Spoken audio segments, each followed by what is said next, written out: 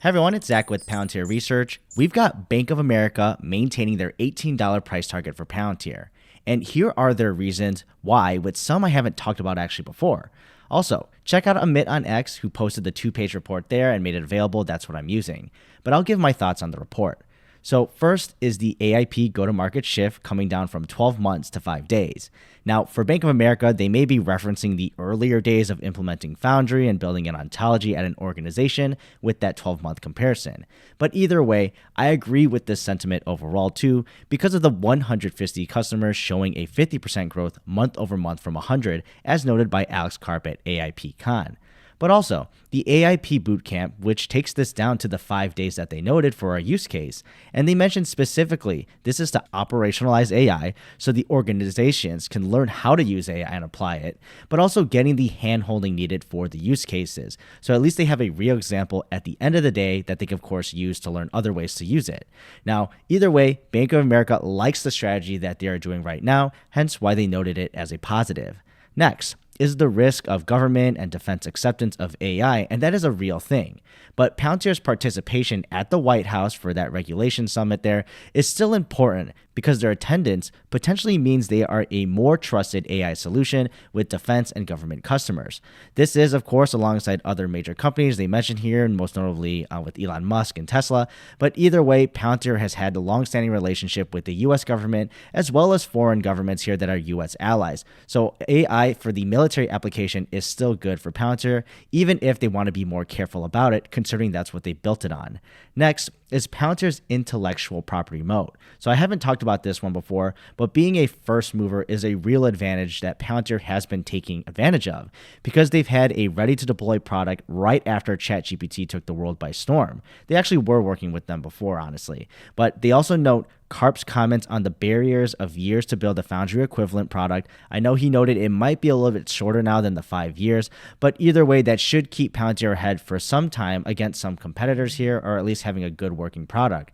And the ugly duckling here who took a chance on Palantir and these customers that probably dealt with reiteration issues and, of course, working through a product that's still being developed. Bank of America thinks that these clients are starting to sprint with Palantir, and the relationship, of course, has grown over time as the values and capabilities that can be seen at AIPCon become more and more advanced. So they're basically saying that Palantir seems to be ahead of the competition still.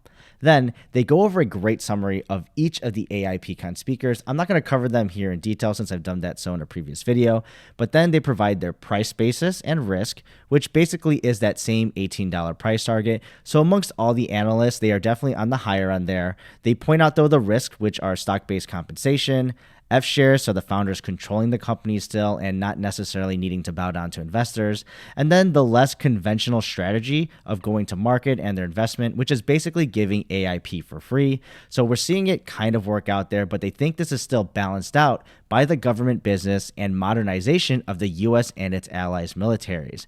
So overall, they think it's still no change here basically to what they thought before. But Bank of America still remains bullish on Palantir, and it's nice to see that after I've done on my latest video as well on Wedbush, doing the same for their rating and price. Essentially, these analysts' eyes, AIPCon shows more promise for Palantir, and they are executing along the way now and more transparently. Now, it doesn't mean they've won the game completely yet because they're still onboarding clients and trying to monetize them, but the clues and strategy that they've revealed, of course, provides the roadmap to these analysts that can actually visualize a scenario where this all works out and Palantir wins, hence they become a higher stock.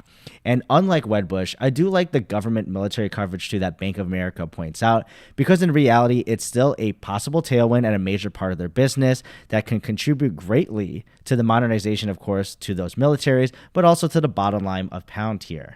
So we all know the geopolitical environment now is much more volatile than the last decade, which is the opportunity for Palantir's AI solution being able to participate due to their long-standing relationships, reputation, and of course proven use cases, especially with the war of Ukraine, and this is with them being a secure choice here.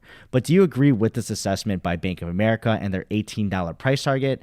Let me know below, and thank you all for watching and my channel members, and I'll see you in the next video.